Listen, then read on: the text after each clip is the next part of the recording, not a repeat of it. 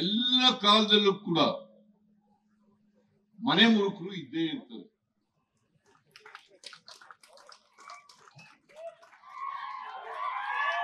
ನಮ್ಮ ಸಮಾಜದಲ್ಲೇ ಇದ್ದಾರೆ.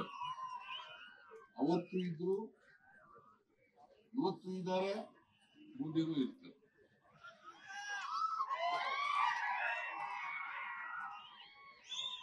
ಇವ್ರ ಬಗ್ಗೆ ನಾವೆಲ್ಲ ಎಚ್ಚರಿಕೆಯಿಂದ ಇರ್ಬೇಕಲ್ವಾ?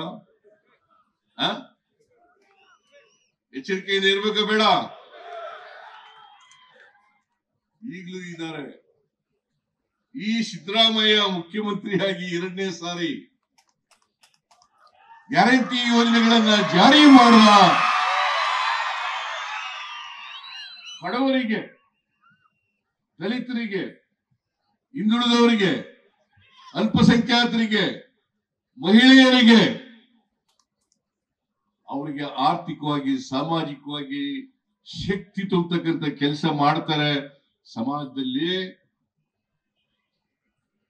ಎಲ್ಲರೂ ಕೂಡ ಸಮಾನವಾಗಿ ಬಾಳ್ತಕ್ಕಂಥ ವ್ಯವಸ್ಥೆ ನಿರ್ಮಾಣ ಆಗ್ತದೆ. ಇದನ್ನ ತಡೆಗಟ್ಟಬೇಕು ಅಂತೇಳಿ ಕೆಲವು ಪಟ್ಟಭದ್ರ ಹಿತಾಸಕ್ತರು ನನ್ನ ಮೇಲೆ ತಿರುಗಿ ಬಿದ್ದಿದ್ದಾರೆ.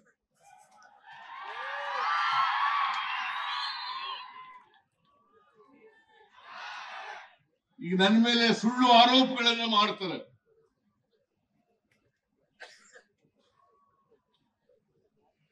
ಮೂಡಾ ಕೇಸ್ನಲ್ಲಿ ಏನೂ ಇಲ್ಲ, ನಾನು ಏನು ಮಾಡಿಲ್ಲ, ಏನೂ ಇಲ್ಲ. ಆದ್ರೂ ಬಿಜೆಪಿಯವರು, ಜೆಡಿಎಸ್ನವರು ನನ್ನ ಮೇಲೆ ಸುಳ್ಳು ಆರೋಪಗಳನ್ನ ಮಾಡಿ ಹೇಗಾದ್ರೂ ಮಾಡಿ ಸಿದ್ದರಾಮಯ್ಯನನ್ನ ಸಿಕ್ಕಾಕಿಸ್ಬೇಕು ಅಂತೇಳಿ ದೇಶದ ರಾಜಕಾರಣವನ್ನ ಮಾಡ್ತಾ ಇದ್ದಾರೆ.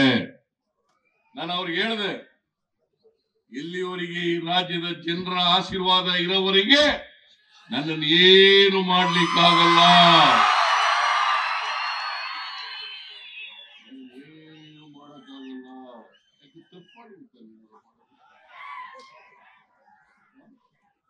ಏನು ತಪ್ಪೇ ಮಾಡಿಲ್ವಲ್ಲ. ನಾನು ಮಂತ್ರಿಯಾಗಿ 40 ವರ್ಷಗಳಾಯ್ತು. 40 ವರ್ಷಗಳು. ನಿನ್ನೆ ಮಂತ್ರಿ ಆದದ್ದಲ್ಲ. 1984ರಲ್ಲಿ ಮೊದಲನೇ ಬಾರಿಗೆ ಆಗಸ್ಟ್ 17ನೇ ತಾರೀಕು ಮಂತ್ರಿಯಾದೆ. ಅವತ್ತಿನಿಂದ ಇವತ್ತಿನವರೆಗೆ ನನ್ನ ಮೇಲೆ ಒಂದು ಕಪ್ಪು ಚುಕ್ಕೆ ಇಲ್ಲ.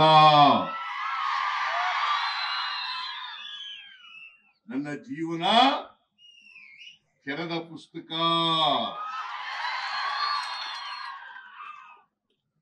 40 ವರ್ಷದಿಂದ ತಪ್ಪು ಮಾಡಿದ್ರು ಈಗ ಮಾಡಕ್ ಹೋಗಿಲ್ಲ. ಈಗ ಮಾಡಕ್ ಹೋಗ್ತೀಯ? ಇಲ್ಲಿವರೆಗೆ ತಪ್ಪು ಮಾಡಿಲ್ಲ, ಮುಂದೆನೂ ತಪ್ಪು ಮಾಡಲ್ಲ. ಯಾರಾದ್ರೂ ವಿರೋಧಿಗಳು, ಕುಮಾರಸ್ವಾಮಿ ಅಂತೆಯವರು, ಅಶೋಕ್ನಂತೆಯವರು, ವಿಜೇಂದ್ರನಂತೆಯವರು, ಯಡಿಯೂರಪ್ಪನಂತೆಯವರು ನನ್ನನ್ನ ಮುಗಿಸ್ತೀವಿ ಅಂತ ಹೇಳಿ ರಾಜಕೀಯವಾಗಿ ತಪ್ಪು ತಿಳ್ಕೊಂಡಿದ್ರೆ ಅವರು ಮೂರ್ಖತನ ಅಂತಕ್ಕಂಥ ಮಾತುಗಳನ್ನು, ಅವರ ಮೂರ್ಖತನ. ನನ್ನನ್ನು ರಾಜಕೀಯವಾಗಿ ಮುಗಿಸಲಿಕ್ಕೆ ಸಾಧ್ಯ ಇಲ್ಲ. ಸಂಗೊಳ್ಳಿ ರಾಯಣ್ಣ ಇವತ್ತು ಯಾಕೆ ನಾವು ಪೂಜಿಸ್ತೀವಿ, ಯಾಕೆ ಗೌರವಿಸ್ತೀವಿ?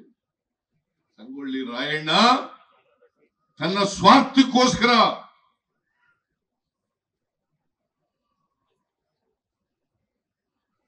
ಅವರು ಬ್ರಿಟಿಷ್ನವರ ವಿರುದ್ಧ ಹೋರಾಟ ಮಾಡಲಿಲ್ಲ.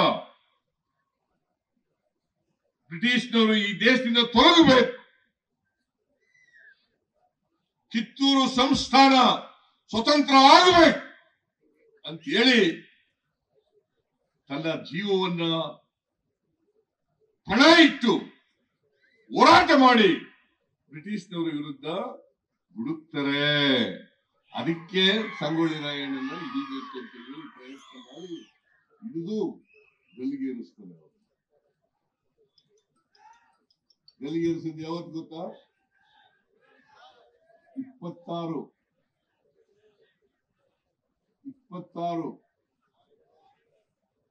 ಈ ನಮಗೆ ಸ್ವಾತಂತ್ರ್ಯ ಇದು ಬಂತಲ್ಲ ಜನವರಿ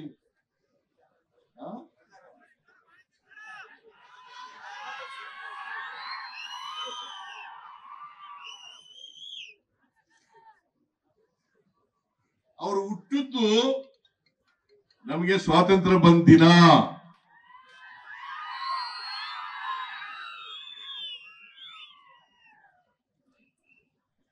ಅವರು ನೇಣಾಕದ್ದು ಜನವರಿ 26 ಗಣರಾಜ್ಯೋತ್ಸವದ ದಿನ.